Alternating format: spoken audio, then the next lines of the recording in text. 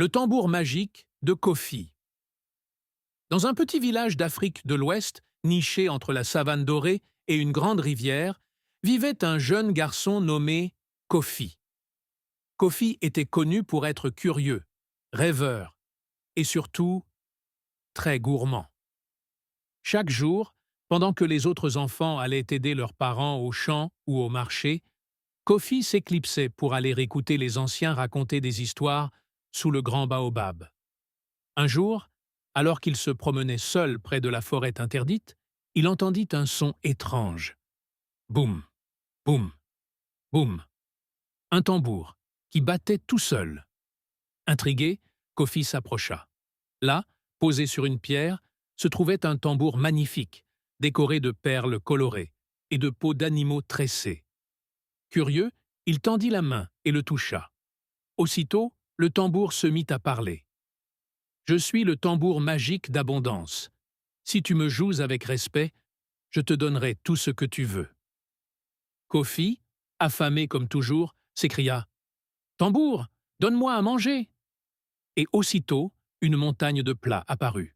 Du riz parfumé, des poissons grillés, des mangues sucrées, des arachides dorés. Un véritable festin. Kofi mangea, mangea, mangea, jusqu'à s'endormir le ventre plein. Le lendemain, il revint. Il demanda des habits, des bijoux, une case en or. Le tambour obéissait toujours, mais il y avait une règle. Ne joue jamais du tambour sans y être invité, sinon tu perdras tout. Pendant des semaines, Kofi vécut comme un prince. Il devint orgueilleux. Il n'écoutait plus les anciens, se moquait des enfants du village et refusait de partager. Mais un soir, pris de gourmandise, il joua du tambour sans permission, juste pour avoir un peu de jus de bissap. Le tambour s'arrêta net. « Tu as brisé la règle, Kofi. Tu as oublié le respect. Maintenant, tu dois apprendre la leçon. » Et pouf, la case en or disparut. Les habits aussi. Le festin s'évanouit. Il ne restait que le vent et un Kofi confus, les mains vides.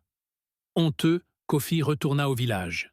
Il raconta tout aux anciens, demanda pardon et se mit à aider les autres. Avec le temps, il apprit à être humble, à partager et à travailler. Et un jour, alors qu'il chantait en cultivant un chant collectif, il entendit de nouveau « boum, boum, boum ». Le tambour était revenu. Mais cette fois, Kofi ne demanda rien. Il s'assit et dit simplement « Merci pour la leçon ».